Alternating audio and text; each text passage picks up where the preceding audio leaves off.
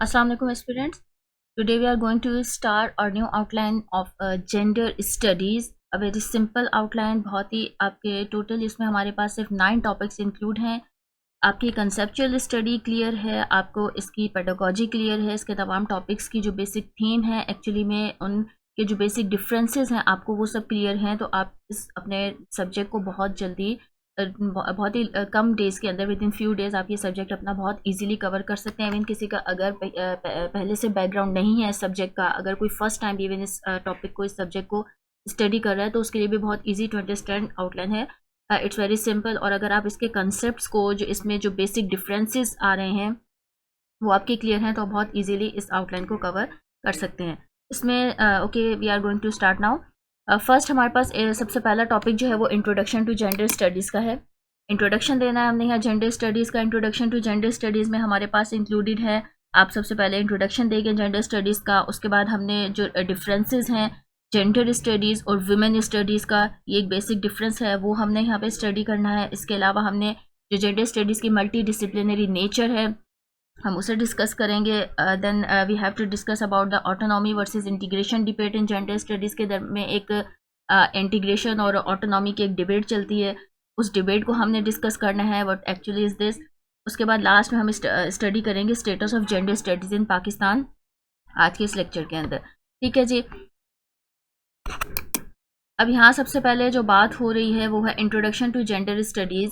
तो gender studies basically क्या चीज़ है? जेंडर स्टडीज़ तो हम ठीक है स्टडी कर रहे हैं किस चीज़ के बारे में. अब जेंडर, व्हाट इज़ जेंडर जिसकी हम यहाँ पे स्टडी कर रहे हैं, ये जेंडर एक्चुअली में क्या है तो इसको हम देखेंगे.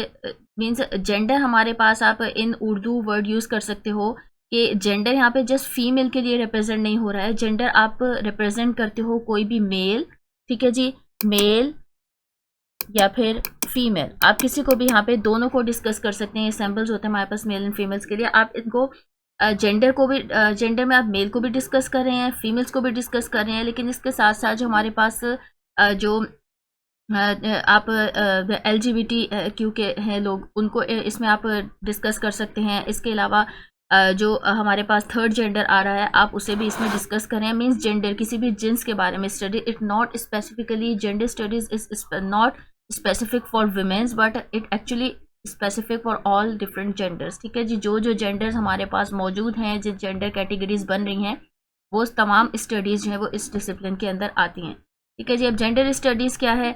एक डायनामिक और इवॉल्विंग इंटरडिसिप्लिनरी फील्ड है जिसमें क्या है कि अंडरस्टैंडिंग हो रही है हमारी सोशल कंस्ट्रक्शन ऑफ जेंडर की और इसके इम्पैक्ट्स इंडिविजुअल और सोसाइटीज़ के ऊपर क्या पड़ रहे हैं. मीन्स जेंडर स्टडीज़ को हम ये कह सकते हैं कि इंटरडिसिप्लिनरी फील्ड है जो एग्जामाइन कर रही है सोशल वैल्यूज़ को, कल्चरल वैल्यूज़ को, इसके साथ साथ जो पॉलिटिकल कंस्ट्रक्शंस हैं किसी भी जेंडर की. ठीक है जी. कोई भी जेंडर है, इधर मेल और फीमेल और third gender, and it's intersections with other identity categories, और इसका जो दूसरी डिफरेंट कैटेगरीज हैं उनका आपस में किस तरीके से इंटरसेक्शन हो रहा है, किस तरीके से दूसरे जेंडर्स के साथ कोई भी जेंडर लिंक कर रहा है, वो तमाम चीज़ें हमारे पास जेंडर स्टडीज़ के अंदर आ जाती हैं. ठीक है जी. इसमें हमारे पास अगर आप कुछ बेसिक की कंसेप्ट यहाँ पे अंडरस्टैंड करें तो की कंसेप्ट में हम यहाँ पे जेंडर में एक टर्म यूज़ कर रहे होते हैं सेक्स. ठीक है जी. सेक्स बेसिकली एक्चुअली में बायोलॉजिकल डिफरेंसेस है. ठीक है जी. कोई मेल है या फीमेल है और थर्ड जेंडर उसकी जो एक जेंस है उसकी आप जो बॉडी फिजिक में आप चेंजिंग कह सकते हैं, जो एक बेसिक डिफरेंस है बायोलॉजिकल डिफरेंस किसी भी जेंडर का, वो हमारे पास आता है सेक्स. उसे हम वहाँ सेक्स में काउंट करते हैं. जेंडर में हम जब बात कर रहे हैं जेंडर में जो को अगर देखा जाए तो ये एक्चुअली में जो बयास होता है किस साइड की तरफ, जो सोशली कंस्ट्रक्टेड रोल्स हैं या एक्सपेक्टेशंस हैं कि नहीं मेल है तो वही ब्रेड अर्नर होगा फैमिली का, अगर फीमेल है तो वही हाउस घर में रहेगी, घर को संभालेगी. तो ये चीज़ जो है वो जेंडर के अंदर आ जाती है जो कि सोशली कंस्ट्रक्टेड सिनेरियो एक हमारे पास मौजूद है. इसके अलावा हमारे पास जेंडर आइडेंटिटी की बात की जाती है. तो जेंडर आइडेंटिटी में क्या है कि एक इंडिविजुअल का अपना एक सेंस ऑफ सेल्फ, उसकी अपने होने का एहसास कि ये जेंडर अगर है तो अपने आप को उस प्राउड फीलिंग के साथ अपने आप को आइडेंटिफाई करे, चाहे वो कोई भी जेंडर है. ठीक है जी. जेंडर एक्सप्रेशन है. जेंडर एक्सप्रेशन में क्या है, जो एक्सटर्नल मैनिफेस्टेशन हो रही होती है किसी भी जेंडर के ऊपर. इंटरसेक्शनैलिटी है, जो कि इंटरेक्शन हो रहा है किसी भी रेस के साथ, क्लास के साथ या सेक्सुअलिटी के साथ. कोई अगर फीमेल है तो वो किन किन चीज़ों का सामना कर रही है, उसका बाकी सोसाइटी के साथ किस तरीके से एक लिंक जा रहा है। अगर कोई मेल है तो उसका बाकी जेंडर्स के साथ, अपनी सोसाइटी के साथ, अपने कल्चर वैल्यूज़ के साथ किस तरीके का एक रिलेशनशिप जो है वो जा रहा है। ठीक है जी, ये तमाम चीज़ें हम इसके अंदर अपने जो जेंडर है उसके अंदर डिस्कस करते हैं, और ये की कंसेप्ट हैं जिनके बारे में आइडेंटिफिकेशन होनी बहुत ज़्यादा ज़रूरी है। First, you must have to know what is sex, you must have to know what is gender identity and what is intersectionality. ठीक है जी। अब हम यहाँ पे जेंडर स्टडीज़ को देख रहे हैं, तो जेंडर स्टडीज़ एक्चुअली क्या करती है, frames gender as a complex and fluid concept influence by cultural, social, historical and political factors. सही बात की कि तमाम जेंडर्स जो हैं वो एक कॉम्प्लेक्स या फ्लूइड कंसेप्ट है जो कि कल्चरल, सोशल, हिस्टोरिकल और पॉलिटिकल फैक्टर से बहुत ज़्यादा इन्फ्लुएंस होता है। किसी सोसाइटी में विमेंस का एक अलग तरीके से रोल है, किसी सोसाइटी में विमेंस जो है वो थोड़ा सा उनका जो कैरेक्टर है थोड़ा सप्रेस कर दिया जाता है, उनका रोल थोड़ा सा सप्रेस है। तो ये तमाम चीज़ें एक्चुअली में कल्चरल, सोशल, हिस्टोरिकल और पॉलिटिकल फैक्टर से ही अफेक्ट होती हैं। This approach allows for more comprehensive exploration of how gender shape social norms, और ये बहुत ही एक कॉम्प्रिहेंसिव एक्सप्लोरेशन देती है कि कोई भी जेंडर जो है वो सोशल नॉर्म्स में किस तरीके से शेप हो रहा है, एक्सपेक्टेशंस उसकी उस जेंडर के साथ क्या है, उसके पावर स्ट्रक्चर्स क्या हैं। इसके साथ साथ इन टर्न या उसका इन्फ्लुएंस इंडिविजुअल आइडेंटिटी और बिहेवियर के ऊपर क्या होगा। जिस तरीके से अगर मेल डोमिनेटेड सोसाइटी है हमारी, तो यहाँ पे अगर एक मेल जेंडर है तो उसके साथ बहुत ज़्यादा एक एक्सपेक्टेशंस इस तरीके काउंट कर ली हैं कि उसके ऊपर सोसाइटी का, उसके ऊपर साइकोलॉजिकली उसके सोशल नॉर्म्स का, ये पावर स्ट्रक्चर्स, ये तमाम चीज़ें उसके ऊपर टोटली एक्सपेक्टेड हैं कि अगर ये मेल है तो he must should do this, और अगर ये फीमेल है तो उसने यही करना है, और अगर ये थर्ड जेंडर है तो उसने यही करना है। जो एक सोसाइटी की तरफ से उस एक कल्चरली, सोशली या पॉलिटिकली जो उसके ऊपर एक कहें कि एक जो है वो इम्प्लीमेंट कर दिया जाता है कि इसने यही काम करना है। तो ये चीज़ें जो है वो एक्चुअली में क्या होती हैं, सोशल नॉर्म्स की वजह से जेंडर को शेप करती हैं। अगर हम एग्जामाइन करें अपने हिस्टोरिकल और कॉन्टेम्प्रेरी कॉन्टेक्स्ट को, तो जेंडर स्टडीज़ एक्चुअली में क्या करती है, ये क्रिटिकल इंसाइट प्रोवाइड करती है that gender intersects with other dimensions of identity such as race, ethnicity, class and sexual orientation। इसमें आपको ये काफ़ी डीपली आप ये एनालाइज कर सकते हैं कि कोई भी जेंडर जो है या जेंडर जो इंटरसेक्शन कर रहा है अपना दूसरे जेंडर्स के साथ, दूसरी डायमेंशंस के साथ, तो वो काफ़ी उसको अपनी आइडेंटिटी के साथ भी फाइट करना है। उसे जो एक रेस चल रही है, जो इथनिसिटी है, जो क्लास है, उसकी जो सेक्सुअल ओरिएंटेशन है, इन तमाम चीज़ों के साथ उसे जो है वो अपने आप को मैचअप रखना पड़ता है। ठीक है जी। अब जेंडर स्टडीज़ की फील्ड जो है ये आप काफ़ी सारे सोशल मूवमेंट्स वगैरह के रिस्पांस में जो है वो स्टार्ट हुई।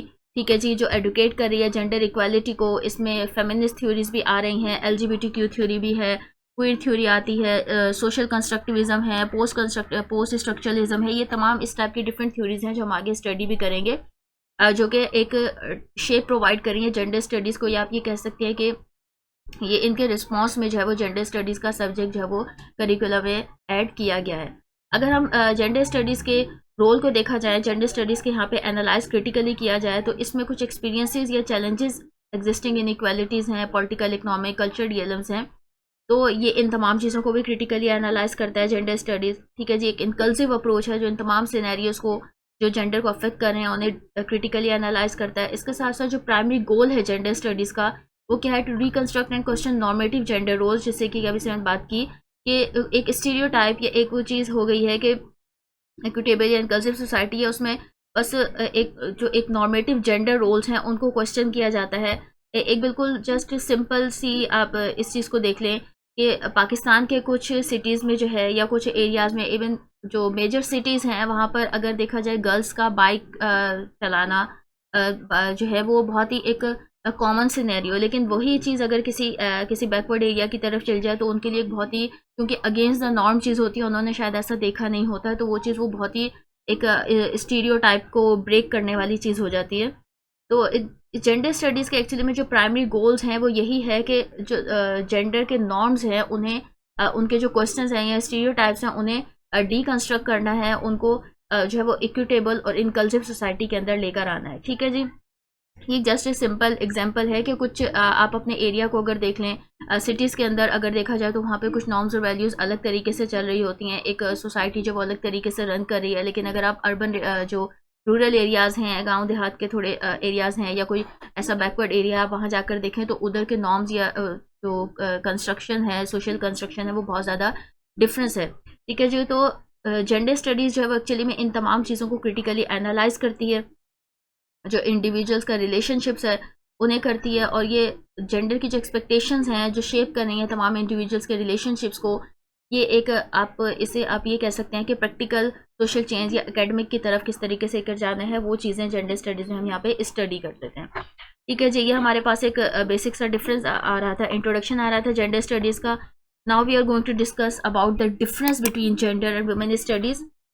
ठीक है। जेंडर एंड वुमेन स्टडीज़ का अगर हम डिफरेंस देखें तो मैंने जिस तरीके से अभी स्टार्ट में आपको एक डिफरेंस बताया कि जेंडर बेसिकली सिर्फ वुमेन्स के साथ रिलेट नहीं कर रहा है, जेंडर में तमाम जेंडर्स आ रहे हैं, और वुमेन में आप एक वुमेन का बोला जा रहा है तो मीन्स यहाँ पे वुमेन स्टडीज़ यानी कि वुमेन्स की ही स्टडी हो रही है। जेंडर में तमाम जेंडर्स इंक्लूड हो रहे हैं, वुमेन स्टडीज़ में सिर्फ वुमेन्स की स्टडी यहाँ पर की जा रही है। ये डिफरेंस है जिसे अक्सर जो है वो कंफ्यूज कर दिया जाता है कि gender studies means it's actually a women study, but ऐसा नहीं है। जेंडर और वुमेन स्टडीज़ में जो है वो बहुत ज़्यादा दोनों के अंदर डिफरेंस है। जेंडर स्टडीज़ में हम तमाम जेंडर्स को डिस्कस करते हैं, ठीक है जी, उनकी इंडिविजुअलिटी को या उनका एक इनक्लूसिव सोसाइटी के अंदर क्या रोल आ रहा है, वो पॉलिटिकली, इकोनॉमिकली, कल्चरली, कल्चर रियलम्स वगैरह के अंदर किस तरीके से उनका रोल प्ले हो रहा है, जबकि वुमेन स्टडीज़ के अंदर जो है हम वुमेन्स की स्टडी करते हैं। ठीक है जी। अब दोनों जो इंटर डिसिप्लिनरी फील्ड्स हैं एग्जामाइन करती हैं जेंडर का जो इंटरसेक्शन हो रहा है, लेकिन इसके साथ साथ इनके जो फोकसेस हैं वो काफ़ी ज़्यादा डिस्टिंक्ट है। वुमेन स्टडी जो है उसका फोकस कहाँ पर है, जो वुमेन्स के एक्सपीरियंसेस हैं, जो उनके इश्यूज हैं या पर्सपेक्टिव्स हैं, उसके ऊपर फोकस कर रहा है, एग्जामाइन करता है। जो सोशल, कल्चर, पॉलिटिकल कंस्ट्रक्शन है वुमेनहुड का, उसके ऊपर करता है। जो हिस्टोरिकली जो फेमिनिस्ट मूवमेंट्स हैं या एक्टिविज़म वगैरह चली, उनके ऊपर फोकस करता है। लेकिन अगर हम जेंडर स्टडीज़ की बात करें तो जेंडर जो है वो actually socially, culturally, politically construction होती है किसकी, जेंडर की। और इसमें आप जो है वो मैस्कुलिनिटी को, फेमिनिटी को, नॉन बाइनरी, क्वेयर और इस तरह के जो ट्रांसजेंडर इश्यूज़ वगैरह हैं उनको आप डिस्कस कर लेते हो। इसके अलावा जेंडर आइडेंटिटी के टॉपिक डिस्कस करते हैं आप, जेंडर इक्वालिटी के, एक्सप्रेशन के, डाइवर्सिटी, इनक्लूसिविटी, इन तमाम चीज़ों को यहाँ पे डिस्कस कर लेते हैं जेंडर स्टडीज़ के अंदर। ठीक है जी। अब अगर वुमेन स्टडीज़ की यहाँ फर्स्ट में हम बात कर रहे हैं तो वुमेन स्टडीज़ जो है वो ओरिजिनेट हो रही है कहाँ से, जो फेमिनिस्ट मूवमेंट स्टार्ट हुई 1960s और 1970s के अंदर। इनिशियली जो फोकस रहा स्पेसिफिक वुमेन राइट्स के ऊपर और उनके एक्सपीरियंसेस के ऊपर रहा। देन वुमेन स्टडीज़ जो है वो उसका एम क्या था कि सिग्निफिकेंट गैप है traditional academia which had long neglected women's contributions, perspective issues. कि वुमेन स्टडीज़ का एम क्या था कि उन्होंने जो सिग्निफिकेंट एक गैप आ रहा था जो ट्रेडिशनल एकेडमिया में, इसके अलावा जो वुमेंस को निगलेक्ट किया जा रहा था उनकी कंट्रीब्यूशंस को, कि अगर एक सोसाइटी में रोल देखा जाए वुमेन का तो उसका भी एक नो डाउट एक काफ़ी इंपॉर्टेंट रोल है, लेकिन इस रोल को निगलेक्ट किया जा रहा था। जो वुमेंस के पर्सपेक्टिव्स थे, उनके जो इश्यूज थे, उन्हें निगलेक्ट किया जा रहा था। तो वुमेन स्टडीज़ एक्चुअली में इस सिग्निफिकेंट गैप को फिलअप करती है। ठीक है जी। टॉपिक्स जो एक्सप्लोर होते हैं वुमेन स्टडीज़ में, उसमें वुमेन राइट्स का टॉपिक है, लीगल और रिप्रोडक्टिव राइट्स का टॉपिक है। ठीक है जी। इकोनॉमिक इनइक्वालिटी है, वायलेंस अगेंस्ट वुमेन का टॉपिक है, gender representation in media and politics, ये तमाम टॉपिक्स इंक्लूड हैं। Women studies has been instrumental in challenging patriarchical structure. जो पैट्रियार्चल स्ट्रक्चर्स हैं, पैट्रियार्चल स्ट्रक्चर जो पदराना निज़ाम हम कह सकते हैं कि एक मेल डोमिनेटेड सोसाइटी है, तो उसको चैलेंज करता है कि यहाँ पे वुमेन्स का भी रोल मौजूद है। At bringing attention to the systematic inequalities that women face globally, और ग्लोबली जो वुमेन्स को अपनी इनइक्वालिटीज़, सिस्टमैटिक इनइक्वालिटीज़ फेस करनी पड़ती हैं, उनको किस तरीके से उन्होंने ग्लोबली फेस करना है। Next we have gender studies while rooted in the same feminist origins. ठीक है। जेंडर स्टडीज़, अब इसके भी रूट्स को अगर देखा जाए तो इसका भी ऑरिजिन सेम फेमिनिस्ट ऑरिजिन्स ही हैं, लेकिन ये अपना फोकस थोड़ा सा ब्रॉडन अप करती है और इसमें तमाम जेंडर्स इंक्लूड हो रहे हैं कि उनकी सोसाइटल एक्सपेक्टेशंस क्या हैं, उनको एग्जामाइन कर रही है, नॉर्म्स क्या हैं जो कि शेप कर रहे हैं एक्सपीरियंसेस को, मेन के, वुमेन के, ट्रांसजेंडर के, नॉन बाइनरी इंडिविजुअल्स के, जो अलाइक हैं उनके।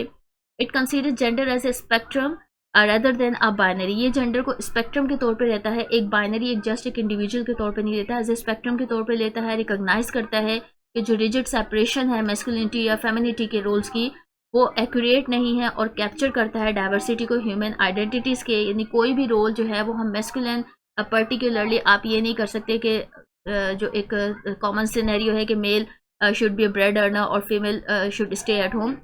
इन चीज़ों को ये चैलेंज करता है कि जो ह्यूमन आइडेंटिटीज़ हैं जो एक्यूरेटली कैप्चर जो है वो एक्यूरेटली कैप्चर नहीं हो रही हैं, क्योंकि हर चीज़ को जब वो एक बाइनरी के तौर पर नहीं स्पेक्ट्रम के तौर पे देख रहा है और जो रिजिड सेपरेशन है उसको ये ब्रेकआउट कर रहा है। इन एडिशन अगर हम देखा जाए तो ट्रेडिशनल फेमिनिस्ट इश्यूज़ हैं, जेंडर स्टडीज़ जो है उनको भी एक्सप्लोर करता है टॉपिक्स को, जैसे टॉक्सिक मैस्कुलिनिटी है, इम्पैक्ट है जेंडर एक्सपेक्टेशंस का मैन के ऊपर, जो राइट्स हैं या प्रेजेंटेशंस हैं LGBTQ की, उसके साथ साथ इंडिविजुअल्स की, and the unique challenges faced by non binary and gender non confronting people. इन तमाम चीज़ों को ये फोकस करता है जेंडर स्टडीज़।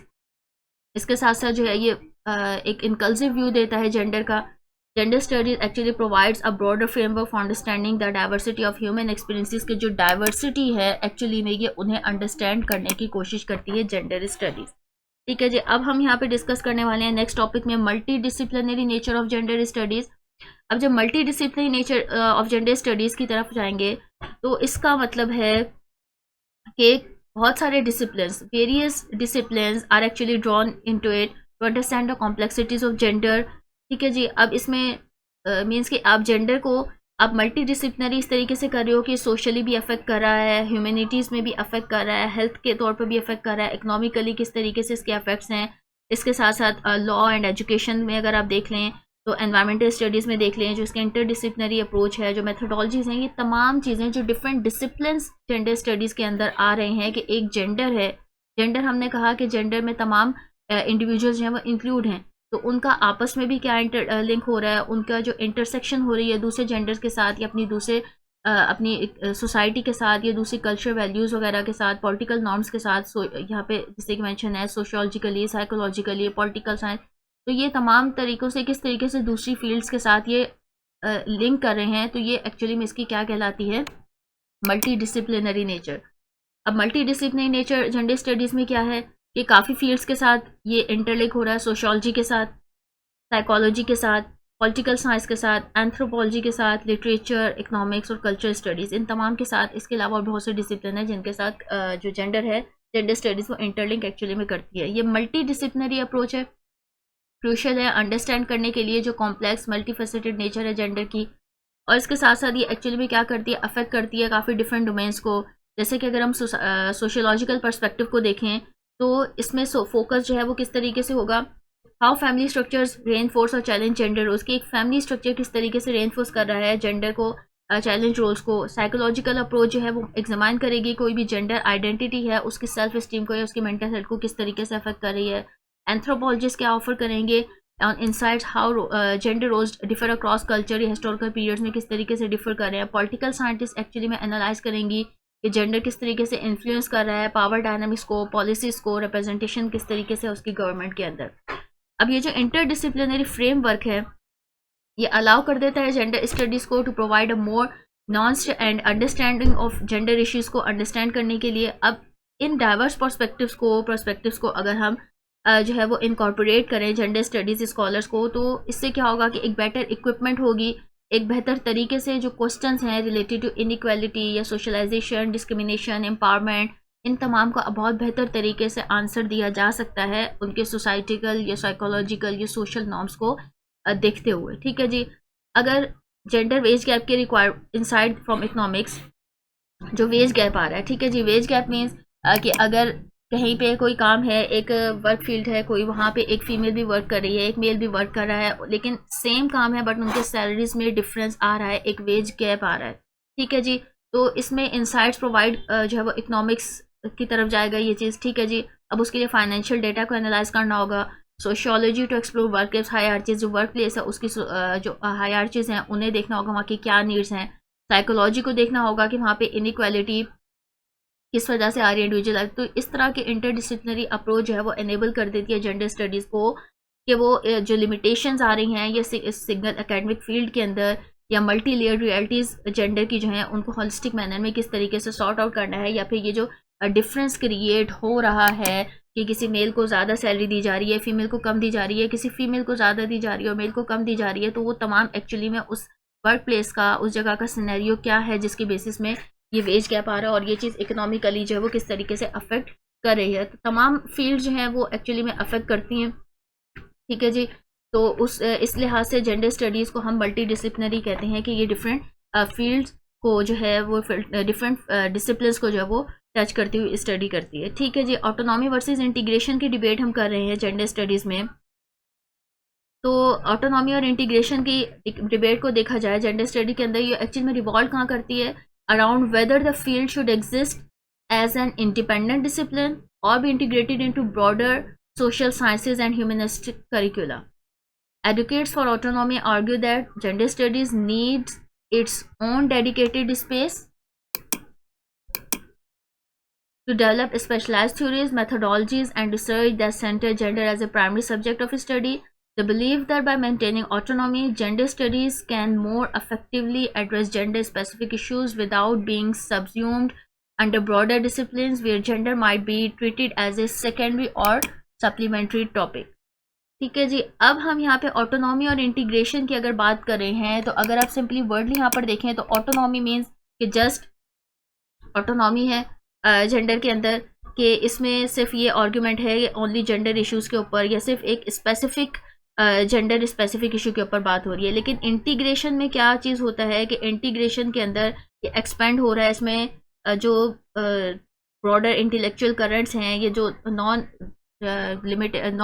जेंडर जो सिनेरियोज हैं उनके साथ किस तरीके से ये कोलैबोरेट कर रहा है। ऑटोनॉमी में हम बात कर रहे हैं कि जो ऑटोनॉमी है वो किस तरीके से आर्ग्यू कर रही है कि जो जेंडर स्टडीज़ है उसकी एक अपनी एक स्पेस है, अपनी स्पेशलाइज्ड थ्योरीज हैं, अपनी मेथोडोलॉजीज़ हैं, अपनी रिसर्च हैं, जो कि किसी भी जेंडर को as a primary subject of study के तौर पे जो है वो लिंक कर रही है। इनका क्या बिलीव है कि जो ऑटोनॉमी है जेंडर स्टडीज़ की, यहाँ पे ऑटोनॉमी में एक्चुअली क्या बिलीव कर रहे हैं, जो इनके जो मैथडोलॉजिस्ट हैं की बात कर लें हम, या जो रिसर्च सेंटर है, वो इस चीज़ के ऊपर बिलीव कर रहे हैं कि ऑटोनॉमी के ऊपर फोकस करने से हम सिर्फ जो जेंडर स्पेसिफिक इश्यूज़ हैं वो बहुत अच्छे से ट्रीट हो सकते हैं। इसके अंदर जो बाकी डिफरेंट डिसिप्लिन हैं उन्हें इंक्लूड ना किया जाए और इसको एक ऑटोनॉमी प्रोवाइड की जाए। ठीक है जी। ताकि जो और बाकी जो डिसिप्लिन हैं उन्हें एज ए सेकेंडरी या सप्लीमेंट्री टॉपिक के तौर पर डिस्कस किया जाए, लेकिन इसके साथ लिंक ना किया जाए। लेकिन दूसरी तरफ अगर इंटीग्रेशन की बात की जा रही है, तो जो प्रोपोनेंट्स हैं इंटीग्रेशन के वो क्या आर्ग्यू करते हैं, incorporating gender perspectives into fields like sociology, psychology, political sciences and history can lead to a more comprehensive understanding of social issues. इनका कहना ये है कि अगर हम जेंडर को इन तमाम फील्ड्स के साथ, दूसरे डिसिप्लिन्स के साथ इंटरलिंक करते हैं, इनके साथ इनकॉर्पोरेट करते हैं, इनके साथ इंटीग्रेट करते हैं, तो इससे जो एक कॉम्प्रिहेंसिव अंडरस्टैंडिंग होगी सोशल इशूज़ की, वो ज़्यादा बेटर हो सकेगी। By embedding gender analysis across different disciplines, the audio academic institutions can promote a more holistic approach to understanding society and avoid isolating gender studies from mainstream academic discourse. अब इसमें ये चीज़ भी आ रही है कि अगर इस तरीके से हम स्टडी करेंगे इंटीग्रेट करके, तो जेंडर स्टडीज़ को जो है वो आइसोलेट होने से बचाया जा सकता है कि जो मेन स्ट्रीम एकेडमिक कोर्सेज हैं उसमें इसे वरना उस चीज़ को हटा दिया जाएगा। तो मेन स्ट्रीम एकेडमिक सोर्सेज के साथ अगर हम इंटीग्रेट करेंगे जेंडर को, तो ये टॉपिक जो है वो बेहतरीन तौर के ऊपर स्टडी हो सकता है और इसकी वाइड रेंज के ऊपर जो बेनिफिट्स हैं वो अचीव किए जा सकते हैं। अब इंटीग्रेशन है वो साथ साथ क्या चीज़, एक बैलेंस अप्रोच को भी इनकरेज करेगी, टीचिंग की, रिसर्च की, जहाँ पे जो इंपॉर्टेंस है जेंडर की वो भी रिकॉग्नाइज हो सकेगी तमाम सब्जेक्ट्स के अंदर, thereby fostering a broader awareness gender issues among students and researchers alike. इसमें इससे क्या होगा कि जो स्टूडेंट्स और रिसर्चर्स हैं उनके अंदर जो है वो इसकी ज़्यादा एक ब्रॉडर अवेयरनेस जो है उसे उभारा जा सकेगा, उसे फोस्टर किया जा सकेगा। अब ये दोनों प्रोस्पेक्टिव्स हैं, अपने इनके कुछ मेरिट्स भी आते हैं, इनकी कुछ डिबेट्स भी हैं जो कंटिन्यू करती हैं कि इसको कि जेंडर स्टडीज़ को किस तरीके से शेप किया जा सके, उसका स्ट्रक्चर और जो स्ट्रक्चर किस तरीके से बनाया जा सके, उसको एकेडमिक इंस्टीट्यूशन में किस तरीके से जो वो प्रैक्टिस किया जा सके। तो दोनों इंटीग्रेशन, जो ऑटोनॉमी और इंटीग्रेशन है, दोनों की डिबेट जो वो कंटिन्यूसली चल रही है और ये एक्चुअली में एक आप ये कह सकते हैं कि इसको इंस्टीट्यूशंस में अप्लाई करने के लिए इसके दोनों जो इसके बेनिफिट्स हैं, मेरिट्स, और इसके साथ साथ जो इसके डीमेरिट्स अगर महसूस हो रहे हैं, तो ये तमाम चीज़ें इसके अंदर जो है वो ऑटोनॉमी और इंटीग्रेशन डिबेट के अंदर इंक्लूड हैं। क्योंकि कोई भी चीज़ है तो उसके पॉजिटिव एस्पेक्ट्स भी होते हैं, नेगेटिव एस्पेक्ट्स भी होते हैं, दोनों पहलुओं के ऊपर जो है वो तज्जिया किया जाता है। तो इसी तरीके से जेंडर स्टडीज़ के भी जो पॉजिटिव एस्पेक्ट्स हैं ऑटोनॉमी के ऊपर और इंटीग्रेशन, दोनों के ऊपर पॉजिटिव और नेगेटिव एस्पेक्ट्स के ऊपर डिस्कशन जो है, जो डिबेट है वो चल रही है। इसके साथ साथ कुछ इसके राइट में है, कुछ इसके अगेंस्ट हैं, कुछ इसको ऑटोनॉमी तौर पर ज़्यादा बेटर मानते हैं और कुछ इसको एज एन इंटीग्रेटेड डिसिप्लिन के तौर पर ही ज़्यादा बेहतर समझते हैं। ठीक है जी, next topic we have is status of gender studies in Pakistan. Pakistan में जेंडर स्टडीज़ का क्या एक स्टेटस है। ठीक है जी, तो यहाँ पे एक इमर्जिंग फील्ड के तौर पर हो रही है। पहले इसके बारे में इतनी ज़्यादा अवेयरनेस नहीं थी, लेकिन अब ये एक इमर्जिंग फील्ड है जिसे बहुत ज़्यादा चैलेंजेस भी फेस करने पड़ रहे हैं, क्योंकि यहाँ का अगर देखा जाए सोसाइटल नॉर्म्स जो हैं वो थोड़े से डिफरेंट हैं और जो अपॉर्चुनिटीज़ हैं वो भी यहाँ पे काफ़ी ज़्यादा अवेल हो रही हैं। चैलेंजेस में डिफरेंट हमारे पास जो अलग तरह के चैलेंजेस हैं सोशल कल्चरल की अगर हम बात करें, वैल्यूज़ डिफरेंट है। यहाँ पे सोसाइटी एक अलग तरह की है, ट्रेडिशनल सोसाइटी है। यहाँ पे इंस्टीट्यूशनल सपोर्ट भी बहुत ज़्यादा डिफरेंस है। पाकिस्तान के अंदर हम देखें रिसोर्सेज और फंडिंग भी बहुत ज़्यादा कम है। अगर सिर्फ जेंडर, क्योंकि जेंडर का यहाँ पे जो बड़ी मिसकंसेप्शन है वो टोटली जेंडर को वुमेन स्टडीज़ या जस्ट फीमेल्स के ऊपर ही जो है वो डोमिनेट कर दिया गया है, और ये वाली मिसकंसेप्शन जो एक्चुअली में इसके चैलेंजेस की तरफ लीड करती है ज़्यादा। एकेडमिक फ्रीडम भी बहुत ज़्यादा लिमिटेड है कि इस तरीके से एक सेपरेटली तौर पर यह तालीम देना भी थोड़ा सा एक मुश्किल ट्रेडिशनल और कल्चरली तौर पर और सोसाइटल नॉर्म्स को देखते हुए डिफ़िकल्ट हो जाता है। लेकिन अगर अपॉर्चुनिटीज़ की बात की जाए, इससे फ़ायदे क्या हो रहे हैं कि जब अवेयरनेस आ रही है जेंडर इश्यूज़ के बारे में वो बढ़ रही है। इसके साथ साथ जो जेंडर सेंसिटिव पॉलिसीज़ हैं उनकी डिमांड भी बढ़ रही है कि जब डिफरेंट जेंडर्स के बारे में अवेयरनेस है तो उनसे रिलेटेड पॉलिसीज़ की डिमांड भी ऑब्वियसली इंक्रीज़ होगी। जो गवर्नमेंट इनिशिएटिव्स हैं जेंडर मेन स्ट्रीमिंग के लिए वो भी हैं। उसके अलावा डिफरेंट लॉज वगैरह, जो सिविल सोसाइटी की इंगेजमेंट है वो भी इसमें ज़्यादा बढ़ रही है। इंटरनेशनल पार्टनरशिप और कोलैबोरेशंस भी बहुत ज़्यादा डिफरेंट NGOs, इंटरनेशनल NGOs हैं वो भी इसके ऊपर काम कर रही हैं पाकिस्तान के अंदर। अब यहाँ पे हम देखें तो gender studies in Pakistan is a relatively new and developing field facing both unique opportunities and significant challenges. While several universities in Pakistan have established gender studies departments, the field is often under-resourced and lacks widespread acceptance in society where traditional gender roles are deeply entrenched. Studying gender as a social construct that can be questioned and redefined is often met with resistance. Misconceptions about gender studies persist, with some viewing it as controversial or unnecessary, which limits its growth and influence within the academic landscape. Gender studies Pakistan में relatively जिस तरीके से सही बात की कि एक new और डेवलपिंग फील्ड है, इसको अपॉर्चुनिटीज़ की सामना करना पड़ रहा है, इसके साथ साथ कुछ चैलेंजेस को भी फेस करना पड़ रहा है। बहुत सारी यूनिवर्सिटीज़ हैं पाकिस्तान के अंदर जिन्होंने जेंडर स्टडीज़ के डिपार्टमेंट्स इस्टेब्लिश किए हैं। उसमें हमारे पास अल्लामा इकबाल ओपन यूनिवर्सिटी है। ठीक है जी, ये भी जेंडर स्टडीज़ के कोर्सेज़ कुछ कर रही है। यूनिवर्सिटी ऑफ पंजाब, इसमें वुमेन स्टडीज़ का सेंटर है। Lahore university, LUMS, university of management sciences, ये भी जेंडर फोकस कोर्सेज को जो है वो करवा रही है। National commission on the state of women जो NCSW है वो भी रिसर्च और एडवोकेसी प्रोवाइड कर रही है। तो इस तरह से हम देखें तो बहुत से यहाँ पे इंस्टीट्यूशंस या डिपार्टमेंट्स हैं जो कि जेंडर स्टडीज़ को एक अंडर जो है एक फील्ड के तौर पे अपने डिपार्टमेंट से करवा रहे हैं। लेकिन ये अक्सर जो है वो क्या है कि अंडर रिसोर्स्ड और इसके ज़्यादा वाइड स्प्रेड एक्सेप्टेंस नहीं है। तो ये थोड़ी सी अभी आप ये कह सकते हैं थोड़ी सी सबमर्ज्ड टाइप सिचुएशन में जा रही है। अगर हम सोसाइटी को देखें जहाँ पे ट्रेडिशनल जेंडर रोल्स हैं डीपली एंट्रेंच्ड हैं कि यहाँ पे एक वो रूट्स आप कह सकते हैं कि मजबूत हैं ऑलरेडी एक पैट्रियार्चियल सिस्टम की। तो यहाँ पे जो जेंडर को स्टडी करना एज ए सोशल कॉन्स्ट्रक्ट के ऊपर कि जो कि एज ए क्वेश्चन भी किया जा सकता है और इसे रीडिफाइंड के तौर पे रेजिस्टेंस का सामना भी करना पड़ रहा है कि अगर कहीं पे कहा जा रहा है कि जो है वो फीमेल्स भी जाके जॉब कर सकती हैं, तो कोई ऐसी सोसाइटी जहाँ पे वो इतना अच्छा नहीं समझा जा रहा, कोई ट्रेडिशनल रिलीजियस डिफरेंट तरह के नॉर्म्स जो वो इस चीज़ की वजह से इसको रेजिस्टेंस का बहुत ज़्यादा सामना करना पड़ रहा है। अब जो मिसकंसेप्शन है जेंडर स्टडीज़ की वो भी यहाँ मौजूद हैं। जेंडर स्टडीज़ को जो है वो जेंडर के तौर पर ही, जेंडर नहीं बल्कि जस्ट फीमेल या वुमेन स्टडीज़ के तौर पर ही माना जा रहा है। तो काफ़ी मिसकंसेप्शंस अभी परसिस्ट कर रहे हैं। ठीक है जी, कुछ इसे अभी भी कंट्रोवर्शियल या अननेसेसरी समझ रहे हैं। इसके साथ साथ जो ये तमाम चीज़ें एक्चुअली में क्या कर रही हैं, इसकी ग्रोथ को लिमिट कर रही हैं और ये इन्फ्लुएंस कर रहा है जो एकेडमिक लैंडस्केप है पाकिस्तान का, उसको बहुत ज़्यादा ये चीज़ अफेक्ट कर रही है। अब अगर हम चैलेंजेस को देखें तो इन चैलेंजेस के होने के बावजूद, despite the challenges, gender study Pakistan has made meaningful progress in raising awareness. ठीक है जी, जो अवेयरनेस है उसमें काफ़ी ज़्यादा पाकिस्तान सक्सेसफुल रहा है जेंडर इशूज़ से रिलेटेड या जो पॉलिसी चेंजेस से रिलेटेड। पाकिस्तानी स्कॉलर्स हैं, ये एक्टिविटीज़ जो हैं उन्होंने फोकस किया इश्यूज़ के ऊपर, जैसे जेंडर बेस्ड वायलेंस है, वर्क प्लेस डिस्क्रिमिनेशन है, रिप्रोडक्टिव राइट्स हैं वुमेंस के। इसके साथ साथ जो सोशल इकोनॉमिक एम्पावरमेंट है वुमेन की, जो जेंडर आइडेंटिटीज़ मार्जिनलाइज्ड हो चुकी हैं कि बस यही जेंडर का रोल ये है। तो इन चीज़ों के ऊपर पाकिस्तानी स्कॉलर्स ने काफ़ी ज़्यादा अवेयरनेस और एक्टिविटीज़ जो की हैं इनका फोकस इन सिनेरियोज के ऊपर रहा। तो जो डिफरेंट जेंडर स्टडीज़ प्रोग्राम्स हैं वो भी वर्क कर रहे हैं यहाँ पे, जो हाईलाइट कर रहे हैं यूनिक कल्चर कॉन्टेक्स्ट को जेंडर इश्यूज़ के। इसके साथ साथ जो डिफरेंट जेंडर इश्यूज़ हैं कंट्री के अंदर, जिसमें डिफरेंट फैक्टर्स अफेक्ट कर रहे हैं, रिलीजन का, कल्चर का, हेरिटेज का, सोशो इकनॉमिक डिस्पैरिटीज़, ये तमाम चीज़ें अफेक्ट कर रही हैं। तो इनमें पाकिस्तान काफ़ी हद तक सक्सेसफुल रहा इन चीज़ों को कोप करने में, और इस स्टडी को एक जो मीनिंगफुल प्रोग्रेस देने में पाकिस्तान काफ़ी ज़्यादा सक्सेसफुल रहा है। अब ये लोकलाइज्ड अप्रोच जो है वो अलाउ करती है, क्या अलाउ कर रही है कि जेंडर स्टडीज़ स्कॉलर्स जो हैं वो अपनी स्पेसिफिक नीड्स को या चैलेंजेस जो पाकिस्तानी सोसाइटी को फेस करने पड़ रहे हैं, जो कंट्रीब्यूट कर रहे हैं नॉस्ट अंडरस्टैंडिंग जेंडर डायनामिक्स की साउथ एशियन कॉन्टेक्स्ट में, इसमें जो अप्रोच है वो एक्चुअली में इन चीज़ों को अलाउ कर रही है। ठीक है जी।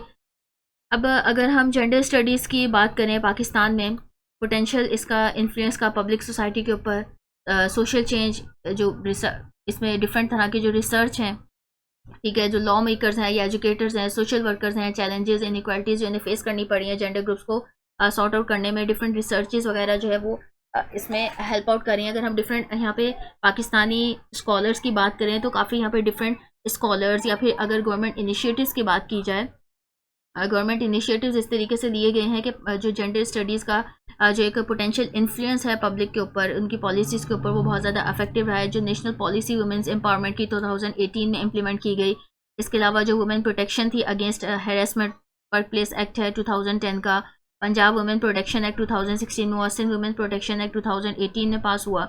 जो सिविल सोसाइटीज़ की डिफरेंट ऑर्गेनाइजेशंस हैं, सिविल सोसाइटी यहाँ पे डिफरेंट ऑर्गेनाइजेशन में काम कर रही है, जो वुमेंस एक्शन फोरम है, वाफ है, अपवा है, all Pakistan women association, Pakistan women bar council है, औरत फाउंडेशन, इस तरह की चीज़ें। और इसके साथ साथ जो ये तमाम जो लोकली सिविल सोसाइटी ऑर्गेनाइजेशन हैं, इनका तमाम काम जो गवर्नमेंट की पॉलिसीज़ हैं, जो इनिशिएटिव्स हैं, उनके इम्प्लीमेंटेशन, इसके साथ साथ जो इंटरनेशनल कोलैबोरेशन हो रहा है UN वुमेन का, USAID का, ब्रिटिश काउंसिल का, नॉर्वेन एम्बेसी, जो गिज़ है, जर्मन डेवलपमेंट कॉर्पोरेशन, तो ये तमाम जो है वो डिफरेंट चैलेंजेस मौजूद हैं, कल्चरली भी, सोशली, इंस्टीट्यूशनल चैलेंजेस, डिफरेंट के चैलेंजेस पाकिस्तान के अंदर मौजूद है। लेकिन जेंडर स्टडी पाकिस्तान में एक्चुअली इसको एक मोमेंटम मिल रहा है, इसकी जो अवेयरनेस है वो बढ़ रही है because of institutional support, because ये तमाम जो international civil society government initiatives, इनकी वजह से। और इसमें काफ़ी ज़्यादा और मज़ीद काम की ज़रूरत है। जो पैट्रियार्चिकल नॉर्म्स हैं यहाँ पर, उनको ख़त्म करने के लिए और जेंडर इक्वलिटी को प्रमोट करने के लिए। लेकिन ये तमाम चीज़ें जो है वो पाकिस्तान के अंदर इस सिनेरियो को, जो पाकिस्तान में जेंडर स्टडीज़ है, उसे काफ़ी ज़्यादा इम्प्रूव कर रही है। ठीक है जी। यहाँ पे अब हमारे पास टॉपिक 1 हमारा जो है यहाँ पे इंट्रोडक्शन टू जेंडर स्टडीज़, इसके अंदर हमने जो डिफरेंट टॉपिक्स को स्टडी किया, अपने जेंडर का इंट्रोडक्शन दिया हमने यहाँ पे। ठीक है, जेंडर के इंट्रोडक्शन के साथ हमने जो डिफरेंस था वुमेन और जेंडर स्टडीज़ का, उसे डिस्कस किया। नेक्स्ट हमने मल्टी डिसिप्लिनरी नेचर को डिस्कस किया, ऑटोनॉमी इंटीग्रेशन डिबेट जो जेंडर स्टडीज़ है उसे डिस्कस किया, जेंडर स्टडीज़ का जो स्टेटस है पाकिस्तान के अंदर उसे यहाँ पे डिस्कस किया। तो ये तमाम चीज़ें हमारे पास जेंडर के इंट्रोडक्शन में आ जाती है। और मोस्ट इंपॉर्टेंटली जो जेंडर की डिफरेंट टर्म्स हैं वो आपको यहाँ पे ज़रूर उन्हें आइडेंटिफाई करना है, उन्हें क्लियर करना है, ताकि आप अपने क्वेश्चन के अंदर जो आपका इसमें रिलेटेड इससे जो क्वेश्चन आया आप उसे प्रॉपरली अपने आंसर को जो है विद प्रॉपर आर्गूमेंट्स के साथ जो है वो आप इन्हें डिस्कस कर सकें। आई होप ये टॉपिक आपको क्लियरली अंडरस्टैंड हो गया होगा। नेक्स्ट टॉपिक हमारा जो सोशल कंस्ट्रक्शन ऑफ जेंडर है वो भी इंशाल्लाह जल्दी अपलोड हो जाएगा। Thank you so much. अल्लाह हाफिज़।